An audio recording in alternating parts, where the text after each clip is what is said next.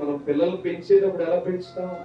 తప్పు చేయకుండా పెంచాలని ఎంతగానో క్రమముగా ముందుకు తీసుకువెళ్తాం. వాడు తప్పు చేసేదనుకో వాడిని పొరపాటు, ఎందుకంటే వాడు ఎదిగే క్రమంలో దారి తప్పిపోతాడు. కాబట్టి మనం ఏం చేయలేం. ఎవరెక్కడికి వెళ్తారో స్కూల్కి వెళ్తారు. స్కూల్కి వెళ్ళి వాడు చక్కగా ఉన్నాడని మనం కనుగొంటామా? మనం ఏమనుకుంటాం? ఇంటికి వచ్చేటప్పటికి చక్కగా శ్రద్ధగా వింటున్నారని అనుకుంటాం. స్కూల్కో లేదా కాలేజీకో వెళ్ళిన తర్వాత వాళ్ళ జీవితం ఎలా ఉంటుందో మనకి తెలియదు. అందుకనే వాక్యం వినే మన జీవితం కూడా ఎలా ఉండాలంటే తెలియని విధంగా ఉండకూడదు, తెలిసిన విధంగా మనం జీవితం ఉండాలి. తెలియని విధంగా ఉండే వాళ్ళు ఎవరంటే లోకస్తులు, లోకంలో బ్రతికే వాళ్ళు, లోకపు మాటలు మాట్లాడేవాళ్ళు, లోకంలో ఇష్టానుసారంగా దూషించుకునేవాళ్ళు. వాళ్ళని వేరుగా దేవుడు చేశాడు. మనము ఆయన పోలికగా రూపించబడితే మనల్ని వేరుగా దేవుడు చేస్తాడు. దేవునికి స్తోత్రం.